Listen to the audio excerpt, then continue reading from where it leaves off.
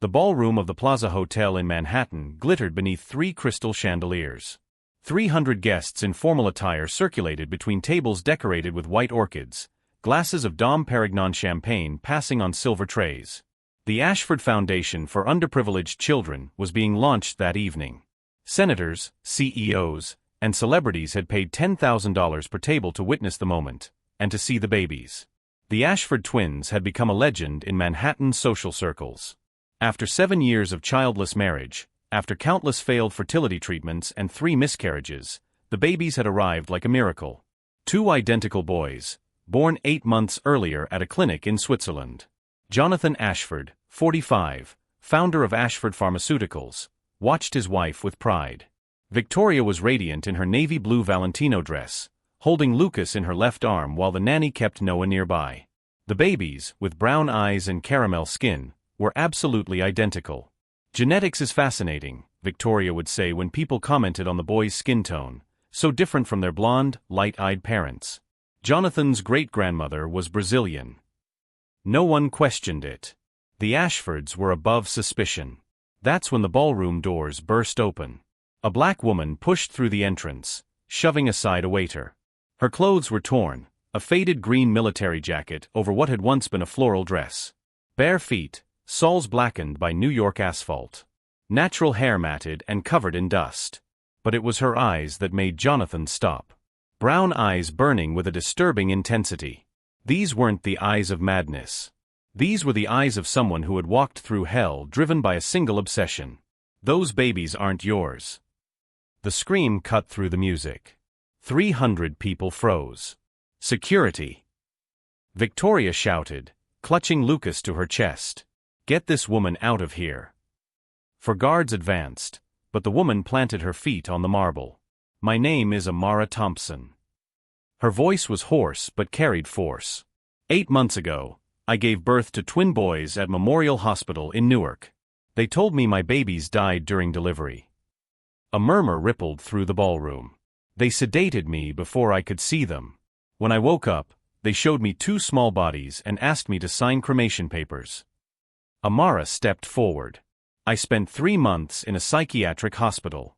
But a mother knows. A mother feels. This woman is insane. Victoria looked around for support.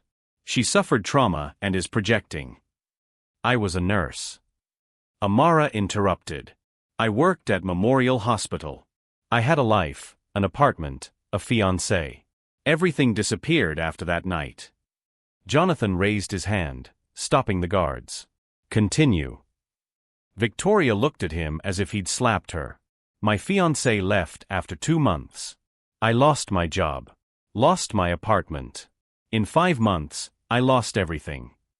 Amara briefly closed her eyes. But even while begging on the streets, I never stopped searching. I got access to hospital records. Discovered that on the night I lost my babies, a private ambulance transported 2 infants to a private airport. The murmuring intensified. That proves nothing. Victoria stepped back. I found out where the plane went. A clinic in Switzerland. The same one where you say your sons were born. Victoria's face lost all color. I worked 3 weeks in this hotel's kitchen. Amara looked around. Washing dishes. Sleeping in the subway. All to see my babies. She fixed her eyes on the twins. The one on the left has a scar behind his ear. Small. Comma-shaped. Jonathan felt his blood freeze. Lucas had exactly that mark. I saw them make that scar. A tear rolled down Amara's face. When they took my babies, one of them struggled. The scalpel slipped. The silence was absolute. Jonathan turned to Victoria. He expected to see outrage. The fierce denial of a wrongly accused mother. But he saw terror. Victoria. What is she saying? Nothing. She's a disturbed homeless woman. Then look into my eyes. Amara advanced. Say those babies are yours. Say you carried them for 9 months. Say you felt them kicking. Victoria opened her mouth. No sound came out. Say it in front of all these people. The seconds dragged. And in the silence of that ballroom filled with millionaires, Jonathan began to understand that the happiest 8 months of his life, every bottle feeding, every baby smile, every moment of fatherhood, might have been built on a monstrous lie that his own wife had orchestrated. If stories of hidden truths capture your attention, subscribe to the channel.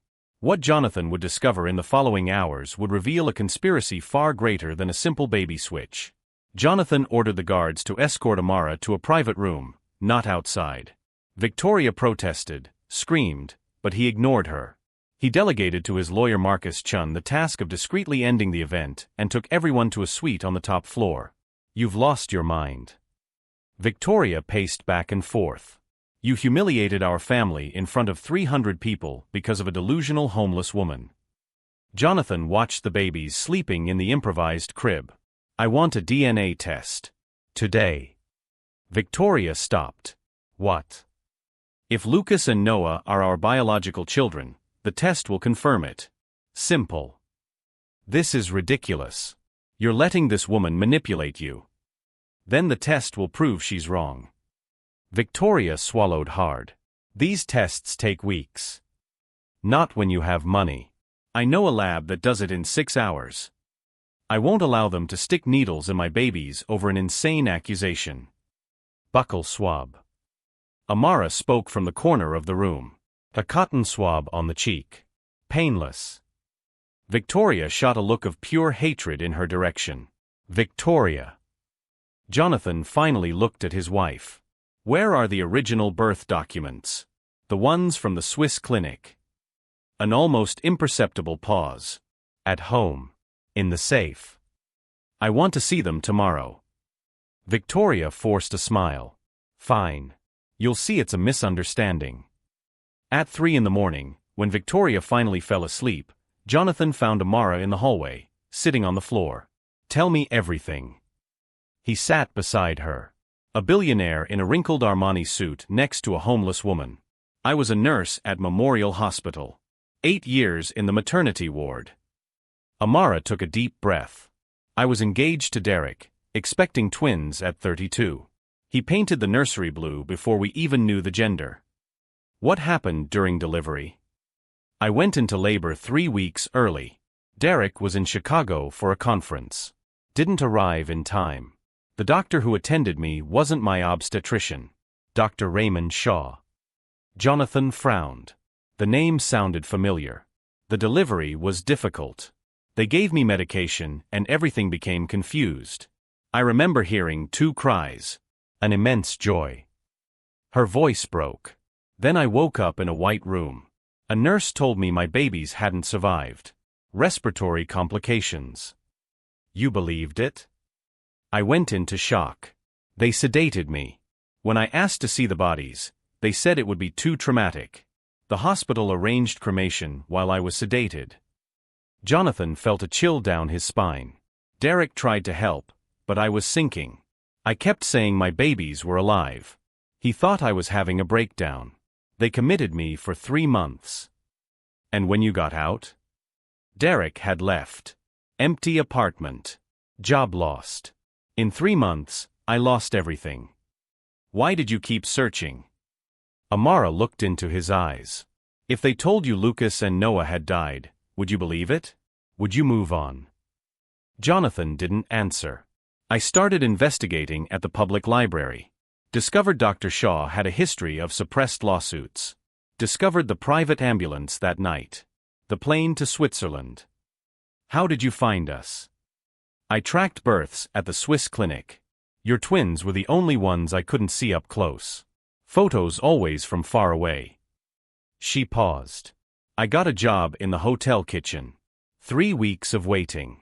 When I saw the scar on Lucas, I knew." Jonathan handed her a key card. "Room 4012. Rest. Tomorrow we'll do the tests."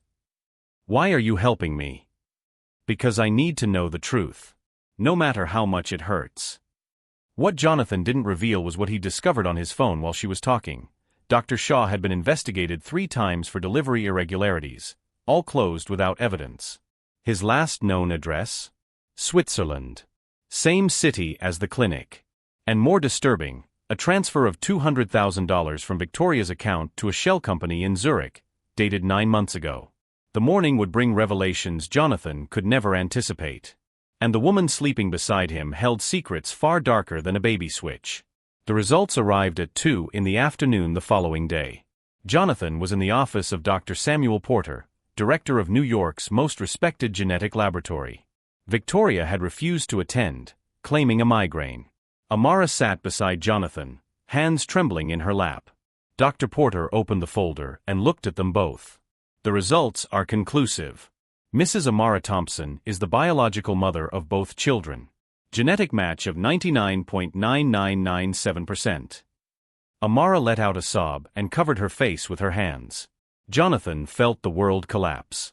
Throughout the entire night, part of him still hoped it was a mistake, anything except confirmation that his life was a lie. "What about me?" he asked. "I also took a paternity test." Dr. Porter hesitated. "You are not the biological father of these children. But there's something more." He removed his glasses. "I compared your DNA with the prenatal exams your wife provided during the pregnancy. They're false. Fabricated. Your wife was never pregnant with your child, Mr. Ashford." The silence in the office was suffocating. "She faked the entire pregnancy." Jonathan murmured, processing. "She bought my children." Amara said aloud. "She planned everything. Faked a pregnancy and stole my babies." Jonathan grabbed his phone. "I'm calling the police." "Wait." Amara touched his arm. "The police won't do anything without concrete evidence. Your wife has money, lawyers, connections. She'll say the tests were tampered with." Jonathan stopped. She was right. Victoria was a brilliant manipulator. "Then what do you suggest?" Amara opened the worn bag she'd been carrying. The one Jonathan had assumed contained only rags. From inside, she pulled out a flash drive. "When I worked in the hotel kitchen, I had access to the offices at night. I found a room your wife uses for private meetings." She handed over the device. "She's not careful when she thinks no one is watching." Jonathan connected the flash drive to Dr. Porter's computer. The first folder contained emails. Correspondence between Victoria and Dr. Raymond Shaw. They detailed the entire scheme: identification of a suitable candidate, a black woman, no close family, pregnant with twins, the plan to simulate the baby's death, document falsification, transport to Switzerland. The second folder was worse. Audio recordings. Victoria discussing how much it would cost to commit Amara to a psychiatric clinic. Laughing about how her idiot husband believed everything. Jonathan wanted to be a father so badly he accepted anything. Victoria's voice on the recording. He didn't even question it when the babies were born with dark skin. "Genetics is fascinating," I said. And he swallowed it. The third folder, banking records. $800,000 transferred to accounts in Switzerland and the Cayman Islands. Payments to Shaw, to the clinic, to whoever falsified the death certificate. Why did she do this? Jonathan murmured. "We could have adopted legally." "Adoption leaves traces." Amara said. "She wanted total control. Babies that no one could claim. From a woman she could destroy if necessary." "But you survived." "I survived. And I have evidence to send her to prison for a long time." 2 hours later, Jonathan called a press conference in the lobby of the Plaza Hotel, the same location as the party. Victoria arrived smiling, thinking she would control the narrative. Her smile died when she saw Amara standing beside Jonathan, clean, dressed in new clothes, holding the twins in her arms. "What's happening?" Victoria hissed. "Justice." Jonathan replied. Before 50 journalists, Jonathan presented everything. DNA tests, emails, recordings, banking records. Every lie exposed, every crime documented. Victoria tried to flee, but 2 FBI agents were already waiting at the doors. She was handcuffed right there, under the flash of dozens of cameras, her designer dress contrasting grotesquely with the metal cuffs. "You'll regret this," she screamed as she was led away. "I'll destroy you both." Jonathan watched the woman he thought he loved being dragged from the hotel where, 24 hours earlier, she had pretended to be a devoted mother. Amara pressed the babies to her chest, silent tears streaming down. Lucas and Noah looked at her with those brown eyes she would recognize anywhere. "Is it over?" she whispered. Jonathan looked at her. At the babies he had loved as his own. At the life crumbling around him. For her, yes. For us, it's just beginning. Victoria's arrest was only the first chapter of an investigation that would reveal an international baby trafficking ring. But for Jonathan, the real battle would be internal, learning to let go of the love built on lies. 6 months later, Jonathan parked in front of a red brick house in Brooklyn. It wasn't a mansion like the one he still owned in Manhattan. It was a modest 3-bedroom house, with a small garden in front where 2 rocking chairs awaited the sunset.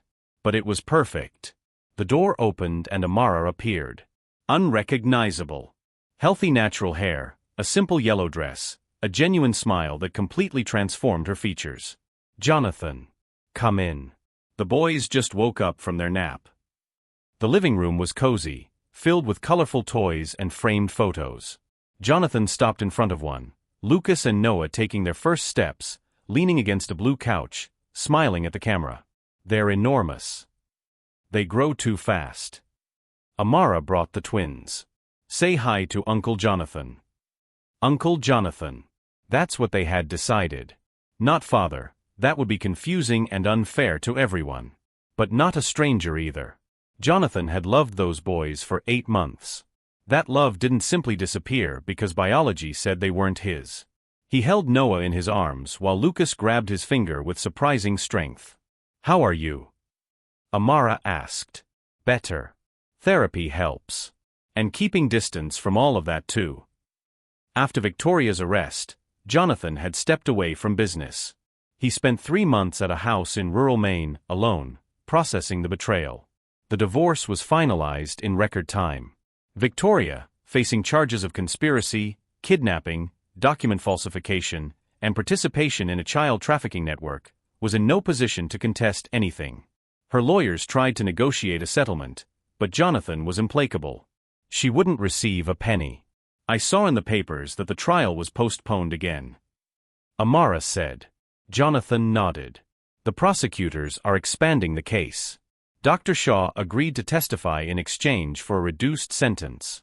Apparently, Victoria wasn't his only client. The investigation had revealed an international baby trafficking network operating for over a decade. Shaw identified vulnerable women, usually poor, without family minorities, and orchestrated the disappearance of their newborns. The babies were then sold to wealthy couples who wanted to avoid the scrutiny of legal adoption. 12 families had been identified so far. 37 children. Some of those mothers still haven't been found. Jonathan said. "Disappeared into the system, like you almost did." Amara closed her eyes for a moment. "I was lucky." "You had courage." "That's not the same thing." Amara had used part of the legal settlement. Jonathan had sued the hospital, the Swiss clinic, and everyone involved, and Amara had received substantial compensation to buy the house in Brooklyn. The rest was invested for the boys' education. She had also returned to work. Not as a nurse, not yet. The trauma made it difficult to be in hospitals. But she had gotten a job at a non-profit organization that helped mothers who had lost children under suspicious circumstances. Her story had become a symbol of hope for dozens of women. Derek reached out. She said suddenly. Jonathan raised his eyebrows. "The ex-fiancé?" He saw the news. "Wants to apologize. Said he feels terrible for abandoning me when I needed him most." "And you? How do you feel?" Amara looked at the twins playing on the carpet. "I understand why he left. I was destroyed, saying things that sounded crazy. He couldn't have known." She paused. "But forgiving is different from forgetting. And trusting again, that takes time." Jonathan nodded. He understood perfectly. They sat in silence for a moment, watching Lucas and Noah stack colored blocks only to knock them down with giggles. "Do you regret it?" Amara asked. "Discovering the truth?" Jonathan considered the question. 8 months ago, he was a man who had everything: money, power, a seemingly perfect family. Now he was a divorced man, childless, whose personal story had been tabloid headlines for weeks. But he was also a free man. Free from lies. Free from manipulation. Free to start over. No. He said finally. The truth hurt more than anything I've ever felt. But living in that lie would have destroyed me in a different way. Worse. He looked at Amara. And you got your children back. That's worth any pain I felt. Amara smiled, eyes glistening. Thank you. For everything. You could have ignored me that night. Sent me away like some crazy person. I saw the truth in your eyes. Even before I wanted to admit it. He stood up, knowing it was time to leave. He had learned to pace the visits, frequent enough to maintain the bond, spaced enough to allow Amara to build her own life. At the door, he stopped and looked back one last time. Amara held the twins, one in each arm, exactly as Victoria had held them that night at the Plaza Hotel. But the difference was visceral. Victoria had held them like trophies, proof of her success. Amara held them as what they truly were, her children, her life, her recovered miracle. Jonathan, she called. Yes. The foundation you were going to create. 4 underprivileged children. Are you still going to do it? He smiled. I'm already doing it. But I changed the focus. Now it helps mothers who've had children stolen. To ensure no other woman goes through what you went through. Amara nodded, tears flowing freely now. Jonathan stepped out into the afternoon sun. Brooklyn buzzed with life around him. Children playing, neighbors chatting, the glorious normalcy of everyday life. He had lost the children he thought were his. He had lost his wife, his family, the life he knew. But in the process, he had found something he didn't know he was looking for, the ability to do the right thing even when it cost everything. The truth was painful. But it was the only foundation worth building on. If this story stayed with you after the ending, subscribe to the channel. Some truths destroy worlds. Others rebuild them.